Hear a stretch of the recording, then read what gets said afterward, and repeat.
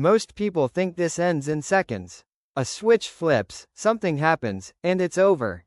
But the truth is, the moment everyone focuses on is only the final step in a process that quietly stretches on for more than an hour. Because long before anyone enters the room, a clock starts ticking, not driven by emotion, justice, or even drama, but by checklists, signatures, and perfectly timed procedures. And once that clock starts, there's no pausing it. What unfolds over the next 72 minutes isn't chaos or confrontation, it's something far more unsettling. Nothing begins in the room everyone imagines. It starts with paper. A single document moves from one office to another, stamped, signed, and checked one last time. Appeals are already gone. Every option has been exhausted. When that warrant is finally verified, the decision stops being theoretical and becomes operational. From that moment on, the system isn't debating anything, it's executing a schedule. The warden doesn't act on emotion or instinct. They act as a gatekeeper, confirming names, numbers, and authorizations line by line. One final identity check. One final confirmation that the state is legally cleared to move forward. That quiet review marks the point of no return, even though nothing visible has happened yet. And while it feels still on the outside, the machinery is already in motion, because once the paperwork clears, people start taking their places. Before anything else can happen, the room has to be filled, not with participants, but with observers. They arrive in small groups, each separated, each handled differently.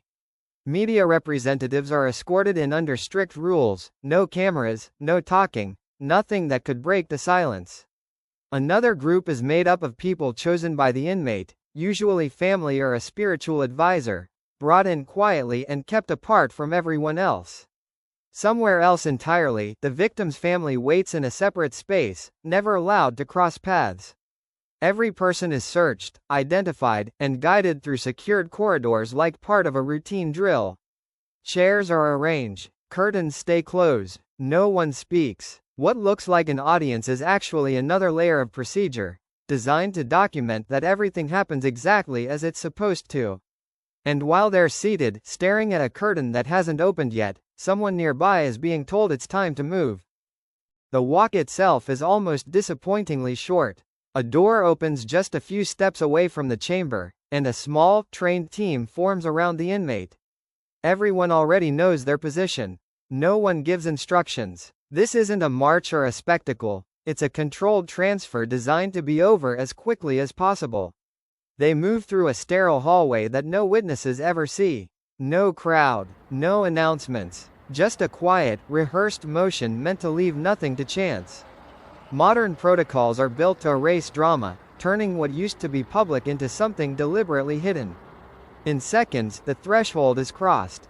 Custody shifts from one team to another, and the door closes behind them. Whatever chance there was to turn back disappears right there, because inside the room, the process becomes physical. Inside the chamber, everything slows down again, but only on the surface. The inmate is guided onto the gurney and secured with thick restraints across the legs, arms, and torso. It isn't framed as force, just necessity. The body has to stay perfectly still, because what comes next is one of the most fragile parts of the entire process. Medical staff step in to locate veins, often setting up more than one line as insurance. If one fails, the other has to work. That's not paranoia, it's experience. Past attempts have shown how easily this step can go wrong, and every extra minute here stretches the tension in the room. Once the lines are tested and flowing, the technicians step away. Nothing has been administered yet, but everything is now locked in place. And with the body restrained and the system ready, the final moment of choice is about to be offered, whether it's used or not. That's when the curtain finally opens. For the first time, everyone in the viewing room can see inside. The silence gets heavier, and the focus shifts to a single question that's been asked thousands of times before, always in the same measured tone. The warden offers the inmate a chance to speak. It sounds personal, but it isn't. A microphone is positioned, recording equipment is activated, and an official prepares to document every word. Some choose to say something. Others don't. Either way, the result is the same: the moment is logged, transcribed, and filed away as part of the record. Whatever is said, or left unsaid, becomes the final official trace of a voice the system is about to erase. And once that opportunity passes, control moves somewhere else, out of sight, and out of reach. With a small signal, the responsibility shifts to a room no one else can see. Behind the wall, a separate team takes over, watching through glass or a monitor. Their identities stay protected, their actions reduced to time steps. The first substance is introduced with the intention of pulling the body into a deep, unresponsive state. A pause follows. Everything is noted. Then comes the next stage, designed to shut down movement entirely. No reaction is expected. Another flush. Another timestamp. By now, the room feels suspended, as if everyone is waiting for confirmation that the system is working the way it was promised. The final step is delivered last, meant to bring everything to a stop. Heart activity, circulation, all of it. Every action is measured, recorded, and checked against protocol as it happens. But even after the last dose is logged, no one says it's over, because procedure demands proof. Nothing moves for a moment. The room stays quiet as a required waiting period passes, giving the process time to do what it was designed to do. Only then does a medical professional enter, not to intervene, but to confirm what the system assumes has already happened.